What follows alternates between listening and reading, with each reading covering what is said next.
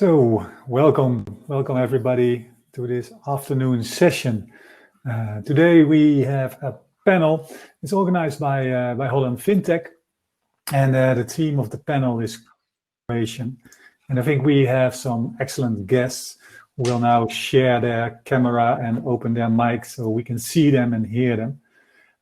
If you have questions for the panel, then of course you can put them in the chat. This discussion will take for an hour, scheduled for 1 hour. And I think we have an excellent panel for you who can discuss the topics of collaboration in the fintech environment. So let me first start off with introducing the panel, and then they can introduce themselves. We have Gabriella from Plug and Play. We have Steve, yeah, Steve from Currency Cloud. Elizabeth from Startup Bootcamp. Rick is from the banking scene, and Gibson from Sensedia. So let's start off with Gabriella. Gabriella, could you please introduce yourself and maybe share a little bit about, well, let's say why collaboration doesn't work. So let's start with that question. But introduce yourself, please. I guess the honor is all mine to start off with the big questions, right? Why collaborations don't work. Yeah. So thank you very much. It's a real pleasure to be here. My name is Gabriella Inzerillo. So I'm the director of FinTech for the EMEA region at Plug and Play. Now, Plug and Play is a California-based early-stage venture capital firm and non-equity taking innovation platform that connects startups to about 450 large corporations globally across our 32 offices. Now, in EMEA, in our fintech offices, because we are on a fintech panel, right? Mm-hmm. We have offices in Abu Dhabi. In Amsterdam, we're actually based out of Cumulus Park, which some of you might know. And we have offices in Barcelona, Frankfurt, and Paris. So we get to see collaboration in, let's say, all its flavors, both in terms of types, you know, startup banks, and also in, let's say, regional flavors, as to say. Now, through our innovation platforms, over the years, we've become very, very militant in pushing startups through the implementation process. Now, what I mean by that is that our goal is that when we work with startups, they end up with a commercial contract with the banks that are part of our platform, right? Because when it comes down to it, that's the end goal. That's what we want. We want numbers at the end, right? So to give you an example, in Paris, we have a lovely program with BNP Paribas, and 35% of the startups that go through get contracts with the bank. But that fundamentally means that there's 65% that potentially don't, right?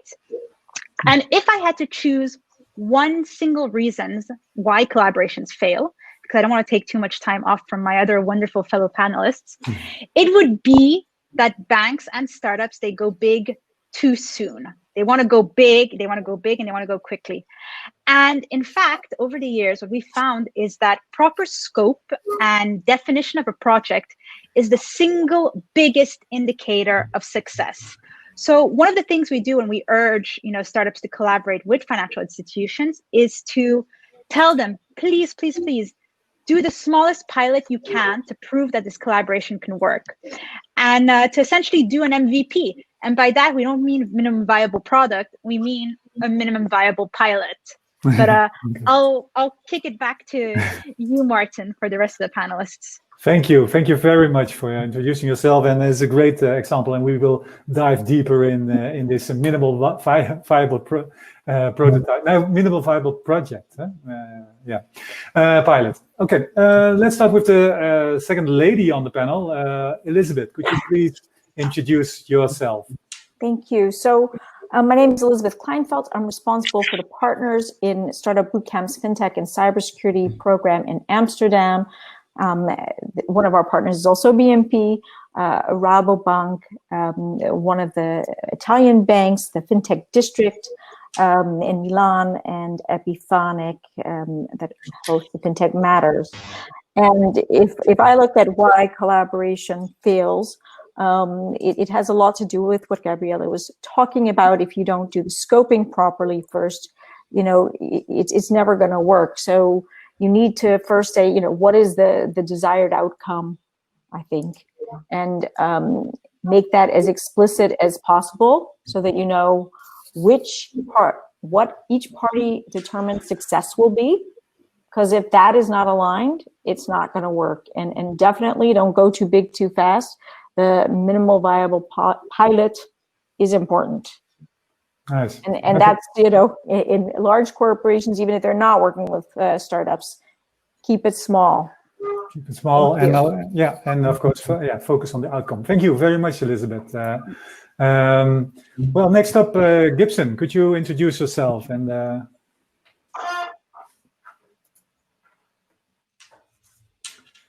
Gibson, I think there's something with your microphone. Let's try it again. We cannot hear you.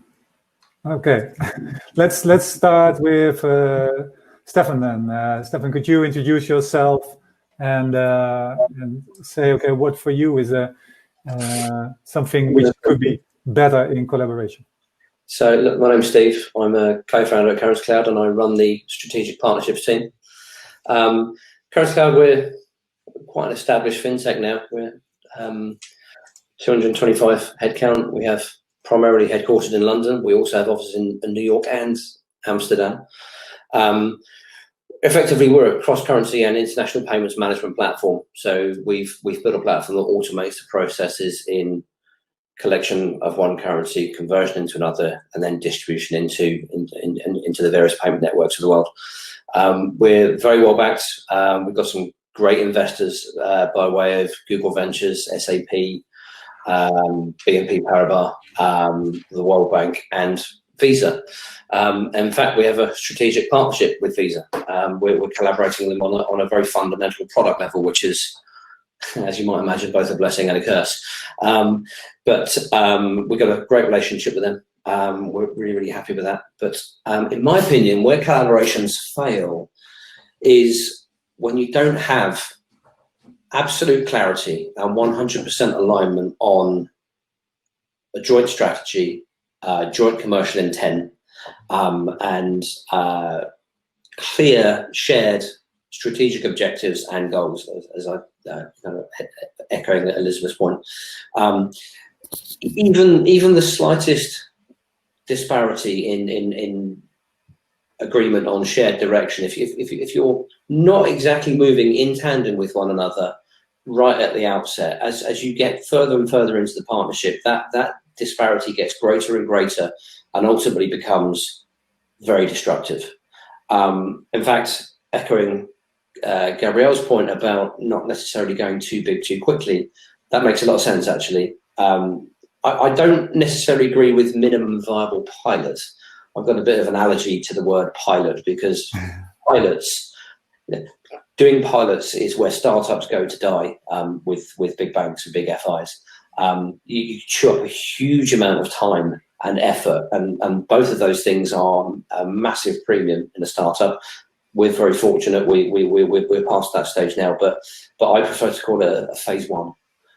Pilot means to me that it's got a finite period, and if you have the people within the organization talking about the concept of a pilot that has a beginning and an end, whereas if we talk about phase one, then that naturally leads to further expansion.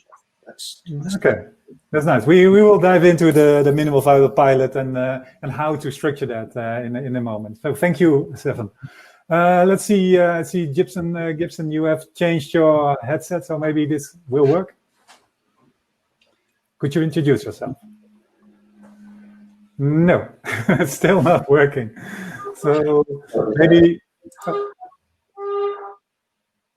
Is he trying? Gibson, could you try again? No, I don't think so. Now let's go over to Rick. Rick, could you introduce yourself? And fingers crossed. Yeah. Let's see if that seems to work. All right, that's perfect. I've been struggling for 5 minutes with my camera, so I missed a bit of the first speakers. But when we talk about collaboration, and well, no, I'm first going to introduce myself. I created the banking scene a couple of years ago with the intention to create a platform where bankers from Netherlands, Luxembourg, Belgium could share their experiences and also their ideas cross-border, because I realized that even in a very small region, it's very hard to share ideas, which is already a small part of collaboration. That was the banking scene. The banking scene evolved to a platform where like-minded people that like to think about the future of banking can come together and have discussions. Until COVID, that was with 3 conferences and a couple of blogs.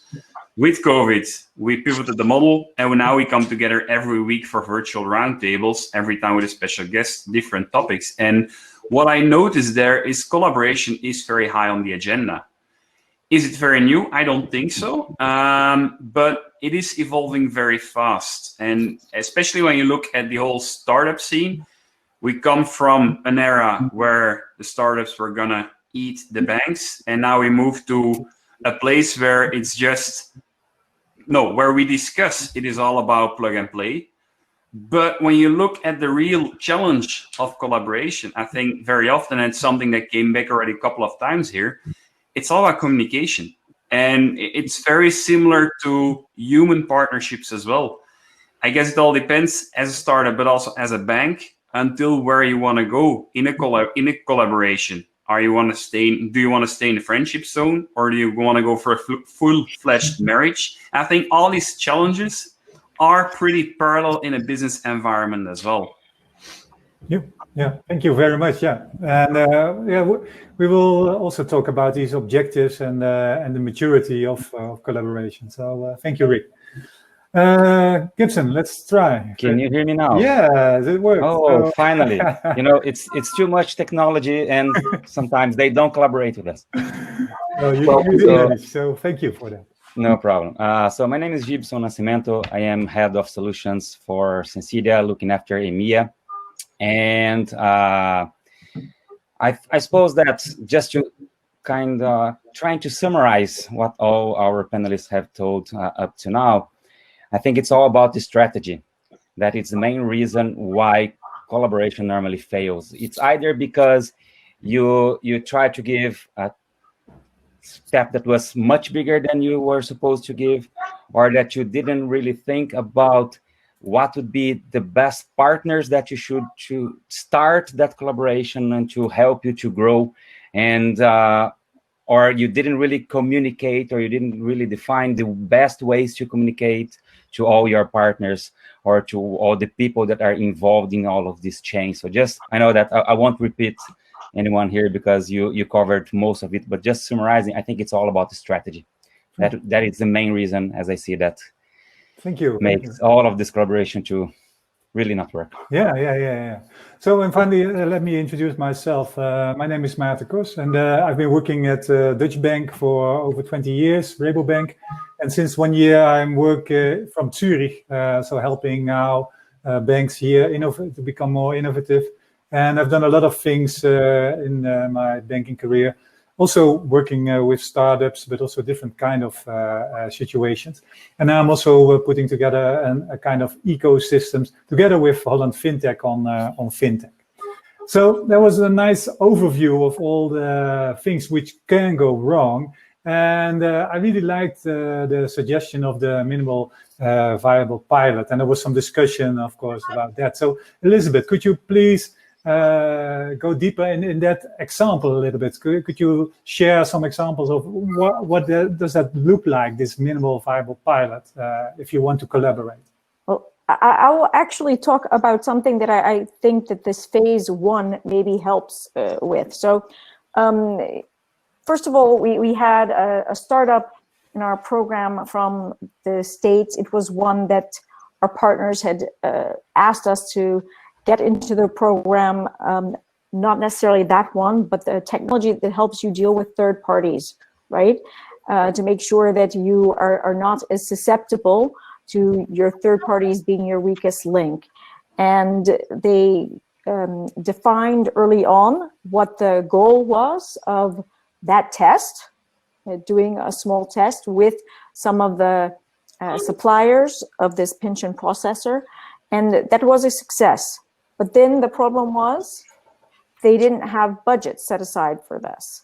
So then they went to a process of setting aside in the next year budget to implement this solution, and they did that for a 3-year contract, say implementing it every year, 3 years, and that has gone really well.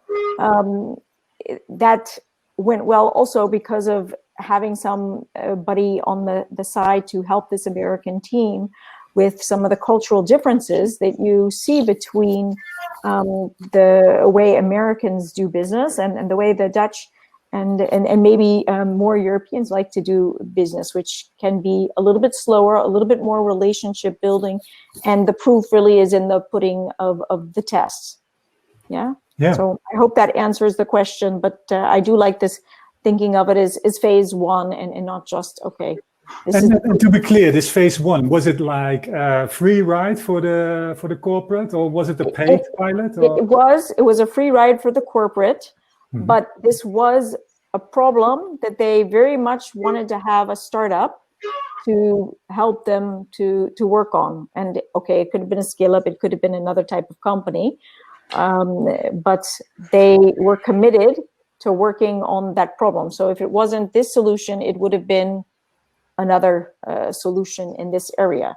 So, it aligned with their strategy and one of the goals they had for the company, which was to make them less vulnerable to their third parties and their suppliers in cybersecurity. Stefaan, if you look at this example, in your early days when you were not as big as this, what would your thoughts be with these kind of minimal viable pilots?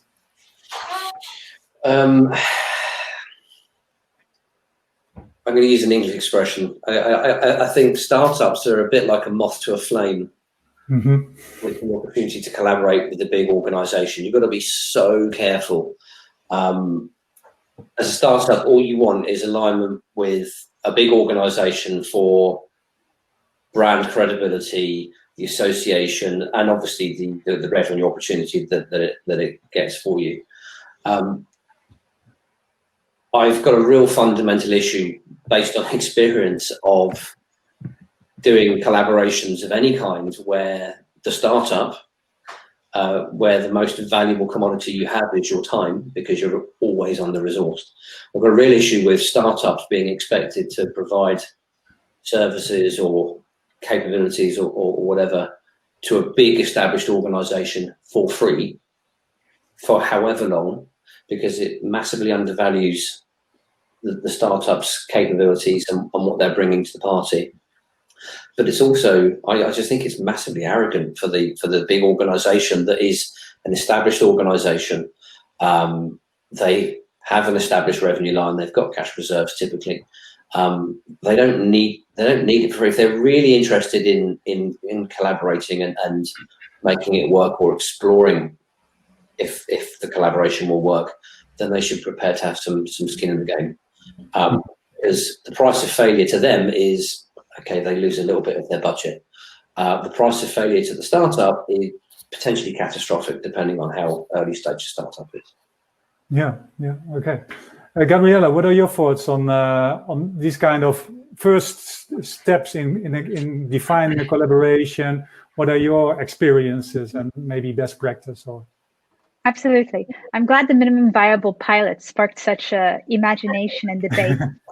I think what we're seeing here, and just in this panel particularly, is an example of what a lot of startups fail. And it's difficulty in communication and literally just, language semantics. So, for instance, when we talk about pilots or proof of concepts or phase 1 or whatsoever, keep in mind that the person in front of you in the bank will have a completely different vocabulary.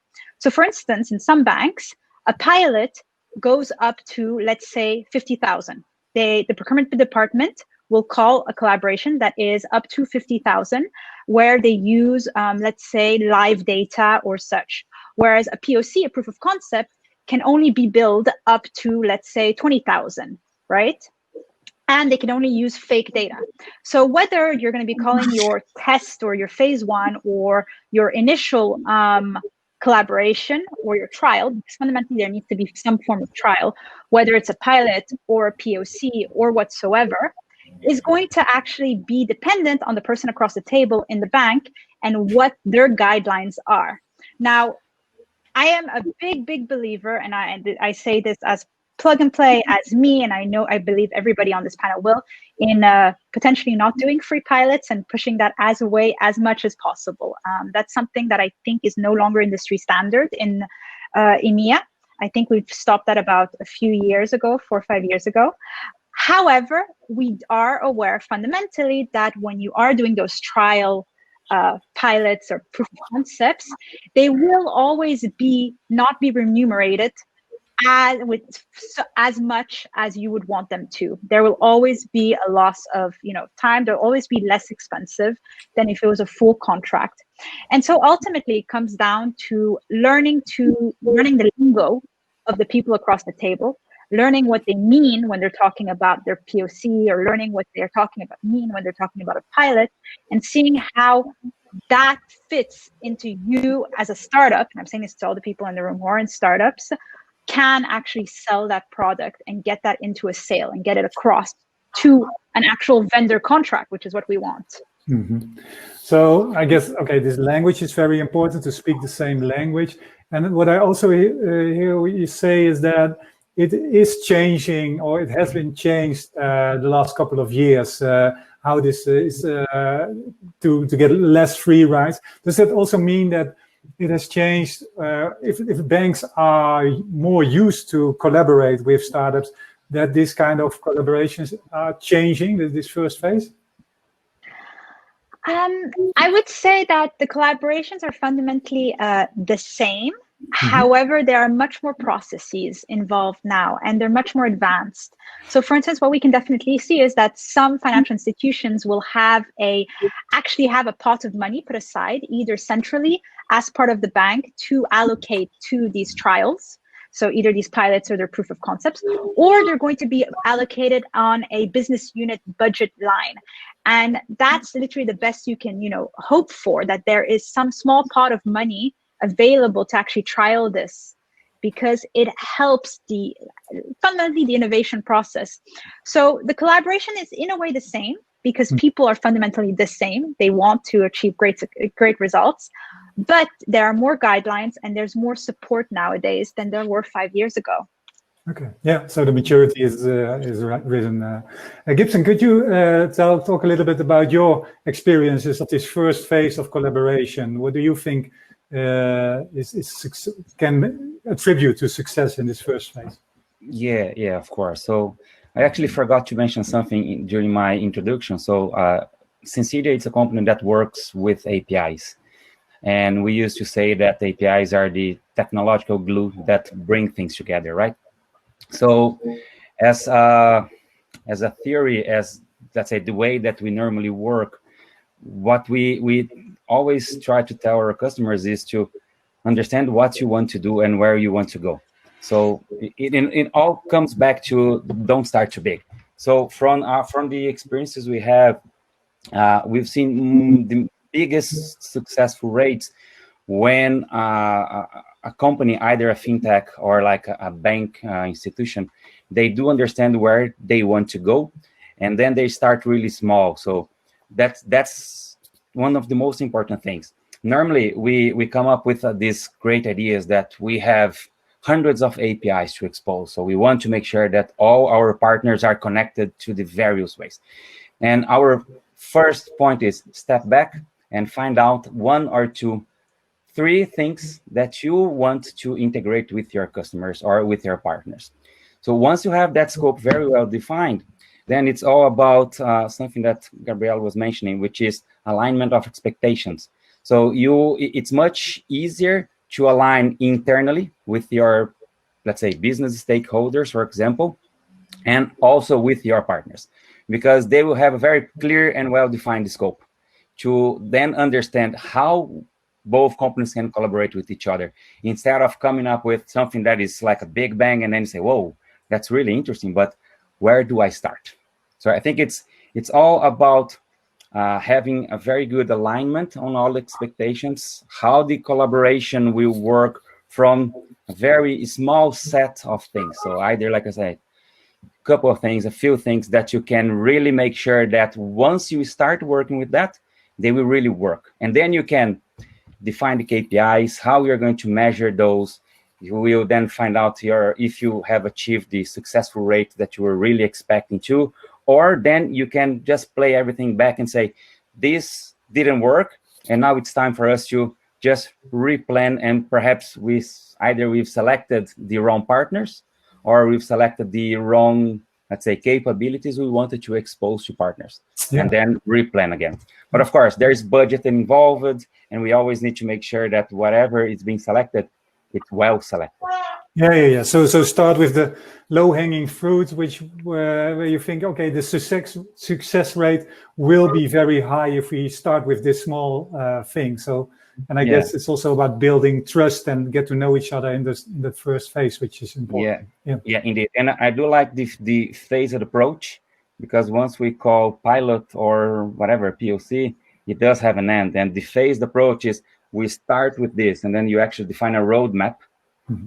That, of course, this will be your pilot anyway, right? Your MVP. But then you know that there is continuation after that. Yeah.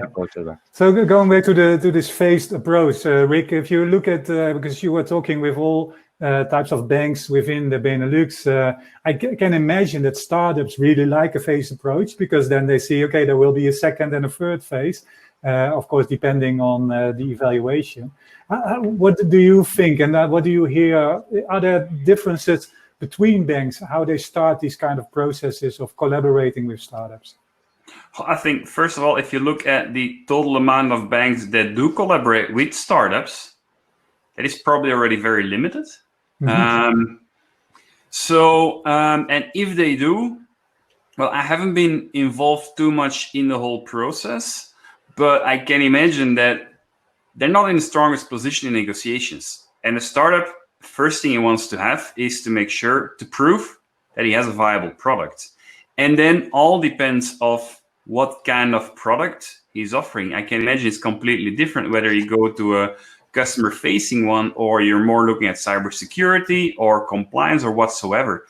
And I think one thing that came up during one of our weekly after-work sessions was the importance to make sure that the moment you get in the bank, make sure that around the table is not just the one that's excited about your startup, but make sure that he also involves already from the very beginning, for example, compliance departments, the security departments, because they, at the end, they're probably going to be the pains in the ass the moment things have to materialize, because these departments, and with reason, but they can provide quite a headache, because they have all these regulations to comply on.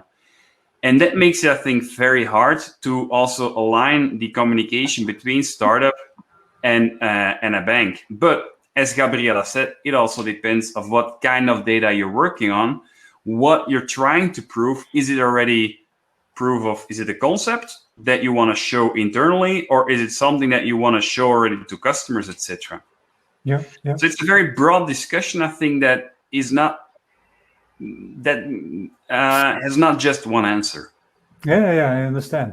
Stefan, if you look at your experience, we are talking, of course, about collaboration, and I think underlining a little bit is like if we collaborate, you put one together and you get a higher value, not two, but maybe three or four. If you look at collaboration, what different types of collaboration do you see and do you find successful in your way of working? As I said to you the other day, 1 + 1 has got to equal 3 or more. I think the best collaborations come together when I've got a product that does this, you've got a product that does this, and there's a customer that needs the output of the combined product, this whole product capabilities, and everybody has to benefit. So obviously the partners, and obviously there's often more than two partners in a partnership. Sometimes there's 3 or 4, but all the partners have got to get equal benefit for roughly the same amount of effort. If there's misalignment there, then disharmony creeps in. but the customer has to be able to get a unique value from the output of the partnership that they wouldn't get by going to the individual organizations directly. That for me is the most important thing. You have two kinds of organizers. I mean, the way we partner with go-to-market partners, but the best partnerships are technical partners where the output of our two products combined is greater than some of its parts. I also wanted to pick up on a couple of things that a couple of the panelists said, actually. So I think it was Gabrielle made a point about FIs and startups using a different terminology. I can't underline that enough, actually. Just getting a common understanding when you've got a startup trying to align itself with a great big hairy corporate is really, really challenging. And you've really, really, really got to run your process, because the kind of people that decide to go out onto a rickety sailboat onto the ocean of entrepreneurship and start up a company are entirely different to the kind of people that you generally find within big organizations. Obviously, corporates are full of very smart, intelligent people, but they have an entirely different personality and approach to people with a startup mentality. That's really important to understand that. And you've just got to do your homework. You've got to do your basic process just to make sure that everybody understands what you're trying to do together. But the other thing I would say is you really, really need to qualify what the big organization, what the big corporate, what the big FI's agenda is here. You know, you can waste a huge amount of your life selling into and selling the vision into an innovation lab or an innovation team or a head of innovation. Don't even bother. Don't even seriously, I would say, do not waste your time talking to an innovation lab.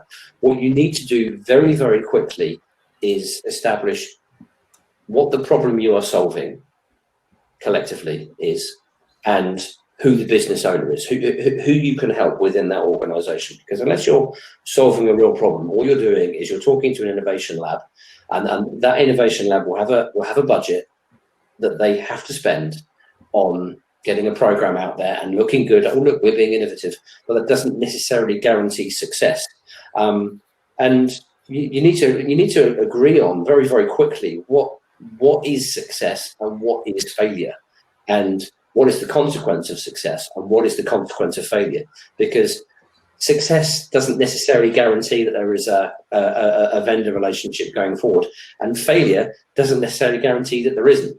So it's really, really important that you do your process. Look, the best partnerships are run by probably the best salespeople in the organization, because there are so many moving parts, and you've just got to run a very, very rigorous and detailed qualification process. And don't take the first overtures of, look, let's partner. You need to understand why you're doing it and what you're doing it for. And the last thing before I stop rapping on, don't collaborate too early. Don't use a collaboration with a big corporate or a big financial institution to prove the viability of your product. Prove it first in a smaller market and then go to market with a big firm. Otherwise, again, you could just chew up a huge amount of time. Yeah. Well, thank you very much for your insights. And I really like the one that don't collaborate with the innovation team, but go straight to the business. And it really resonates with me. So, Elizabeth, you were discussing in the chat that of course, we now talk with examples about one corporate and one startup, but there are other ways of collaboration. Could you give an example of that? So, one of the things that Stephen had also mentioned is there needs to be a benefit for parties to collaborate. And one example we have was Rabobank actually wanted some help on their onboarding process, but they didn't want to have to do 2 or 3 integrations. And we had a startup in the 2017 cohort that it could do the identity verification, but you first needed the identity to be set against a government-issued ID. And so we linked them to a Dutch company called InnoValor that has a technology called ReadID, and they ended up integrating, and then Rabobank tested the technology, and now it's working at Rabobank, at a Norwegian bank, at ING. But it makes it just so much easier for a large party to work with this integrated solution. So, it was very clear to everybody what would be the benefit of working together, the two startups or scale-ups working together, and then for the bank, what they would get out of it. And how do you see the role of, for example, in this case, Startup Bootcamp in facilitating this, or what yes, was your... So we linked them to the Dutch company. So, being an ecosystem builder, you need to know a lot of different players, be they in, your market or other markets, other international markets. And we do that a lot. We linked a company in the current cohort that has a very strong liveness check technology against deep fakes using video hashing to a Dutch company, Move for Mobile. And they were able to integrate and go into the Hakren Bank's process. They have not yet signed a commercial contract, but the pilot was successful. It was able to do what they wanted to do, test the technology, how long it took to integrate the technology. And now they're in discussions about the commercial contract, because that was the definition of success for both of them. And it's not signed yet, but in negotiations, to me, is a good moving in the right direction. It's not a guarantee. So Gabriella, if you look at your role in this collaboration, why should banks and startups be part of a program such as Plug and Play? What does that? How do you help them in collaborating? Okay, well, great question. On that front, what we like to do is we like to act as a middleman. So, of course, when it comes down to it, we have this breadth of, let's say, experience, because we work with so many banks. So we work with 22 different banks across the world. And we also have this breadth of experience in terms of when it comes to sourcing. So we're able to really connect the right startups to the right banks, and also give them an idea of things they didn't even know they wanted. Because let's be honest, if you knew how to, future-proof your organization, you would have done it already, and you wouldn't need people like myself or everybody else on this panel, who's wonderfully working to push the ecosystem forward. But fundamentally, we found over the last few years that just connecting wasn't enough. It was just the tip of the iceberg. And what was really adding value was this very systematic approach at implementation. So going into it and looking, okay, what is the scope? Does the scope make sense? Can we help the teams within the banks actually think of a scope that does make sense? Because of the work we've done with other banks, maybe we can put some questions and some warning signs that they wouldn't have necessarily thought about. For example, how are they going to get the data from, what their internal servers to the startup? Is it possible at all?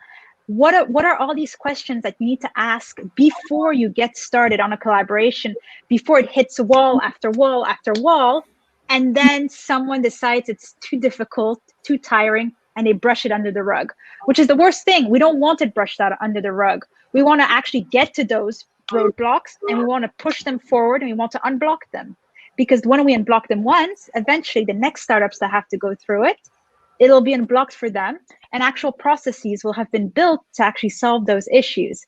So that's what that's the best case scenario, how we try to approach it.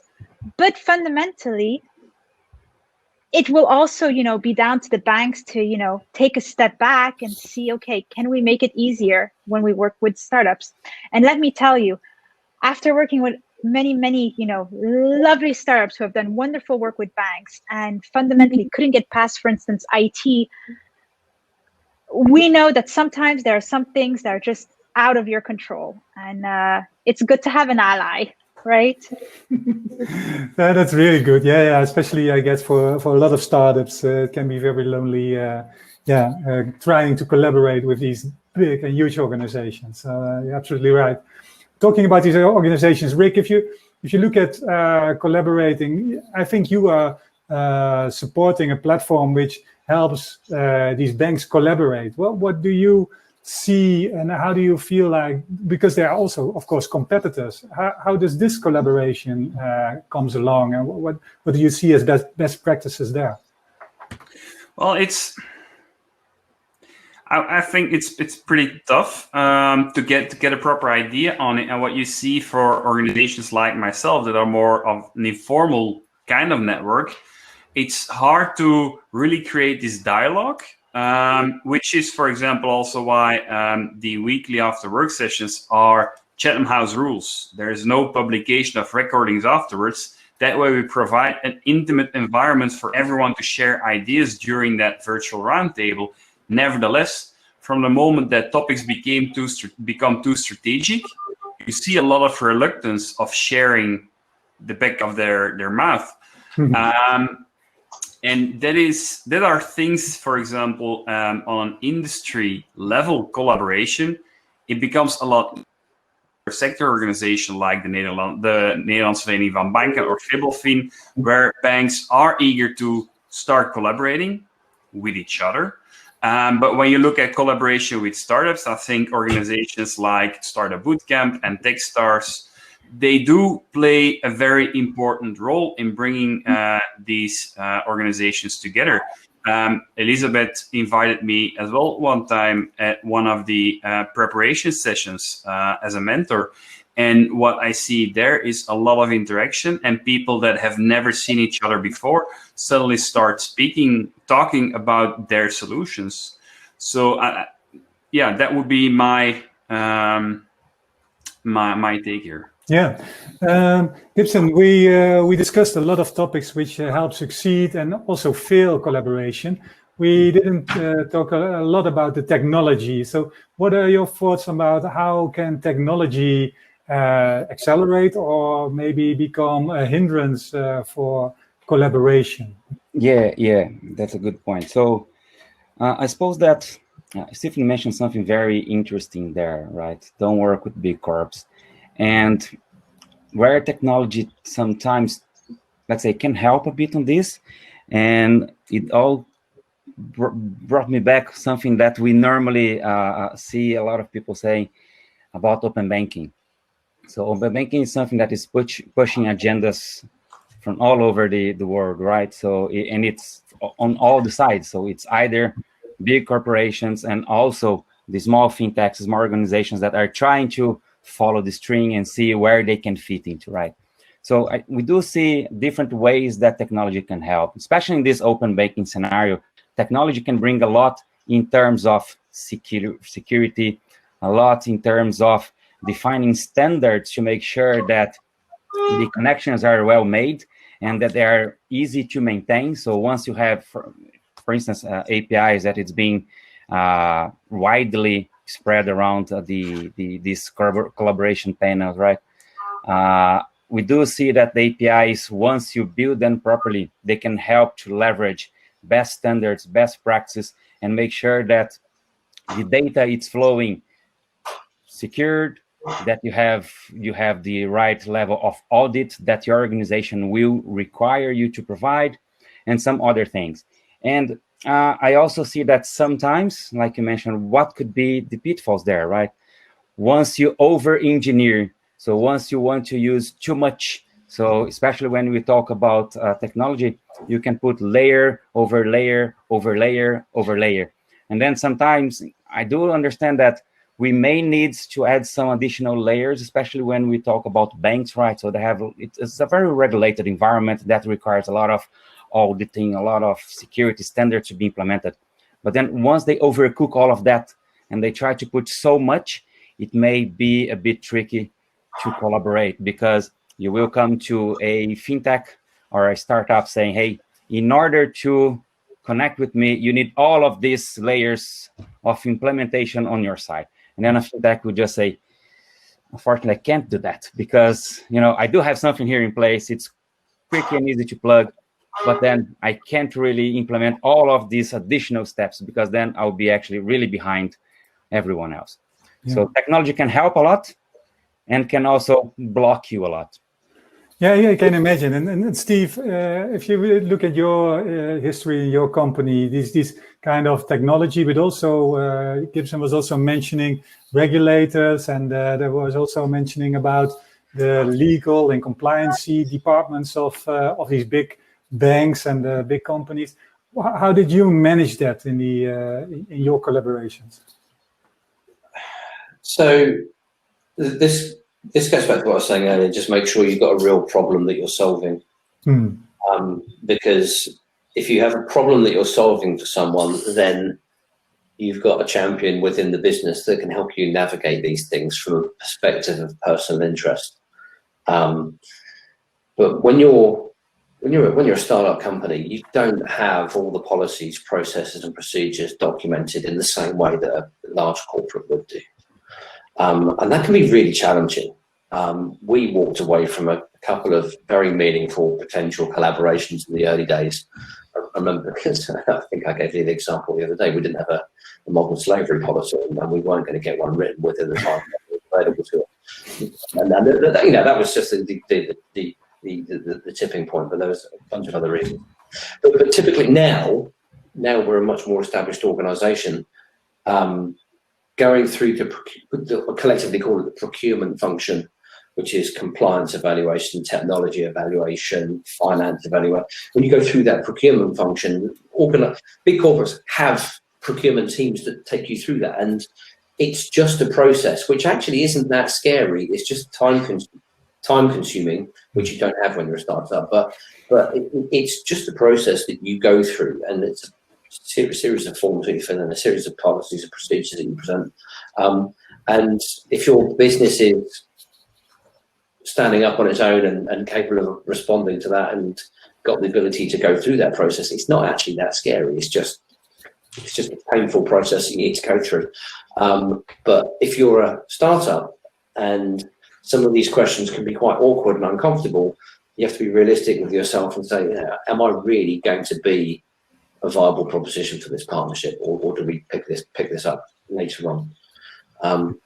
That's it for me. Yeah, I understand. So we also discussed, and by the way, for the audience, if you have any questions, please put them in the chat room, and we can put the questions to the panel, of course. So, but we also mentioned the success factors, and what are the KPIs of how do you measure the success rate of a collaboration.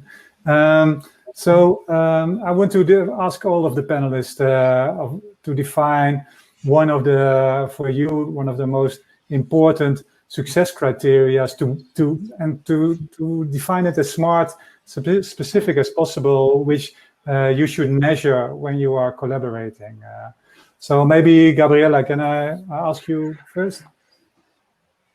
Right, big question. How do you measure success? And I guess how do you measure failure as well, right? They go hand in hand. So I guess you've heard me over the last 45 minutes say that, the end goal is fundamentally to have a commercial contract, right? And it is fundamentally, we want to get to that stage. So success, we could say, is, okay, we got a commercial contract and we were able to, let's say, make this much money or save this much money for our partner, etc. That could be one measure of success. However, it doesn't always get to that point. And that's really the best case. Maybe 5% of startups are able to say that when they actually get to that stage. So actually being able to quantify success in that case will be, for instance, what was achieved in terms of, were we able to see whether this was a viable partnership or not? In many cases, it wasn't viable for a number of reasons. It could have been simply because the technology wasn't there behind. The startup couldn't provide what they thought they could provide. Maybe, for instance, they had functionalities that weren't relevant to the corporates that they were selling to. It happens. You build a product, and until you've tested it with numerous, you don't really know if it really has that fit, right? So it could be that they have to go and rework their product. There's also times when you realize the organization simply cannot work with you because internally they're, for instance, using one type of cloud computing software and you need to use another, and the entire technology stack is only made to to work on this way and not the other way. Okay, are you going to change that completely, or are you just going to ignore this potential client? So I guess fundamentally, success isn't so much, oh, you tried, you were part of the game, you were part of a program, well done. You could put the logo, I was part of, let's say, so-and-so plug and play batch 7 or plug and play batch. That's not success. Success is, hey, I either got a contract, or no, I didn't get a contract, but it was for this and this reason. It may have been our fault. If it was our fault, then we're going to go fix it, or we're going to go pivot, or we're going to go make changes. Or it was, hey, it was their fault. They couldn't work with us because of this and this reason. And then that also brings into question, is this a problem we're going to have in the future with other clients? So that's where we would quantify success and failure. It's basically actionable, insights that you can actually do something with. Not being part of a program, not drinking coffee, not how many pitch sessions you did. That's the ecosystem building part that we love and we love to participate in, but that will not fundamentally make a business. Yeah, so it's not about the vanity kind of metrics, but more like what are the actionable learnings and metrics which you can put into action when you come across them. Okay, thank you. Elizabeth, do you have some thoughts on what are good success criteria which you can use in measuring the collaboration? So I think, if it enables a startup to get to a level that they wouldn't have gotten to, and it has to do with these insights, right? Before, even if they don't sign the contract, they can use that to be able to do something similar with a twist at another corporate. So we've seen, like one of our ecosystem partners, EBVA, says, if they've done 2 or 3 pilots with other clients, then they're more likely to have success with us. Companies doing their first POC don't come to us. And if a company is too small, then it may be very hard to get to those kinds of insights that Gabrielle was talking about. I really often see that companies that have more than 10 people have a better chance working with the really large tier 1 banks. And that if your company, has a team of 5 or less, then even if you have a banking solution, try tier 2, try tier 3. Doesn't make sense to start so big so quickly. Okay, so depending on the size of the scale-up or the size of the startup, that's also selecting the right partner to collaborate with. That's what you're saying, I guess. And again, every time defining what is success for each step of the journey for the startup, for the partner, and any partners that the startup needs to work with partner, so that it is very clear, it's very transparent who's getting what from this, and knowing who your business owner is at the end of the day. Because like Stefan said, there's no business owner, the chance of success moving to a commercial contract, if that is how the startup is defining the success, is going to be much smaller. Okay, thank you. So Gibson, what do you see as what is a good measurement for you to measure the success of a collaboration? Yeah, I suppose that this comes back to the strategy that is defined, that needs to be defined at the start, right? So, for example, if you have a company opening up a marketplace, so how they will actually measure the success rate is, did we manage to reduce our onboarding time? So once you have a new partner, are they managing to onboard, to do all the onboarding process in less time than they were doing before? So when we use whatever technology we were using before. So this is one way to measure it. Or for instance, if, and by the way, we have an interesting example here. So if you currently using your own solutions or selling your own products, so the company or a bank selling some services, if they try to sell these services through a partner, so allowing partners to white label their products, will they manage to achieve more contracts in the end? So that, I suppose that this is how they will be able to manage better their partnerships, their collaboration, and then rate what success means to them. So define if they were successful or not. Okay, yeah, thank you very much. So Rick, do you have some additions to all these kind of success criteria which were mentioned? Well, I've been a controller in the past, and what I've learned there in terms of KPIs is that they have to be smart. Mm-hmm. And the S in smart stands for specific. When you talk about collaboration, of course, you can only talk about generalities. But in my opinion, when you talk about a KPI that determines the success of a collaboration, I think that's something that the two parties that are coming together to collaborate should define together before setting up the project to make sure that they can measure afterwards whether it was a success or not. That is, of course, on a project level. But I think at the end, why are you collaborating is not for better collaboration at the end. It's probably to stay alive at the end. So you need to make sure first that that project is successful. And how do you do that? That is by keeping yourself and your partner happy. And I think it's very important as part of the alignment in the whole process to determine what a success is in the beginning of the project.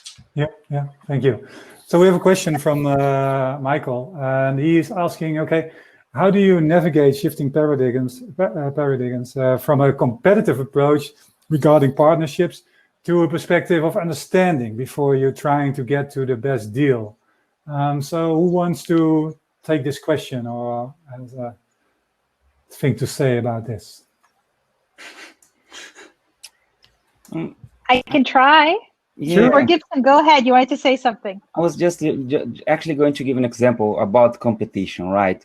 Okay, Gibson. So a company can either select to stay in their own world, selling their own products, or open to not compete, but to collaborate with competition. And one of the examples that I have, it's one of our customers. So it's a financial institution. They offer insurance, credit, and what they decided to do is to open up a marketplace to have their competitors selling products that they don't sell themselves. So, trying to reach different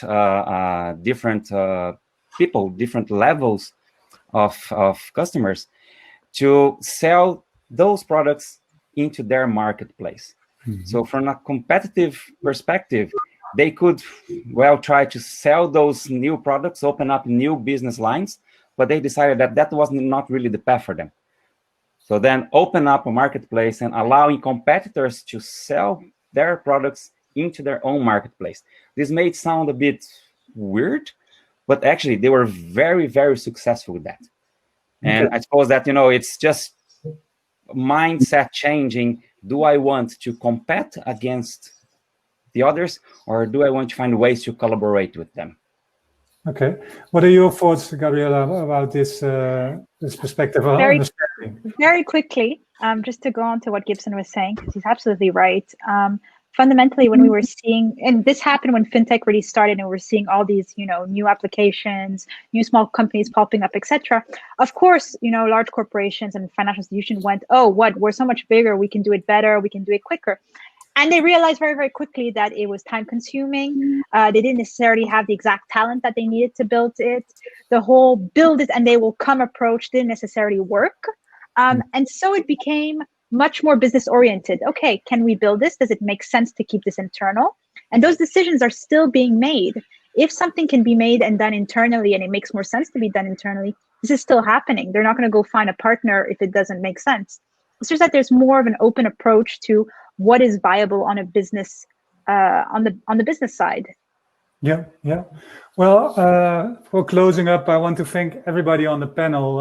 It's been a really fun hour and learning about all what you were sharing your expertise, talking about the minimal viable pilot, of course, but also about defining the outcomes before you start trying to be as specific as possible, to do the scoping right, not to work with the innovation teams, but go directly to the business of the corporate, but also define your strategy. So there are a lot of learnings in this discussion.